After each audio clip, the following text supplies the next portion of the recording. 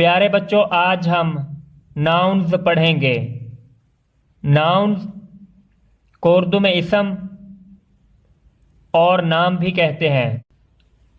The name of a person, a place और a thing is called a noun.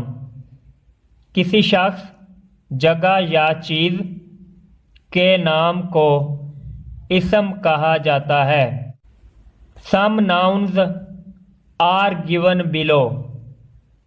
कुछ इसम नीचे दिए जा रहे हैं। Noman, Farah, flag, Quran, juice, book, bag, table, hen, home, bat, cycle. प्यारे बच्चों, ये सारे नाउन्स हैं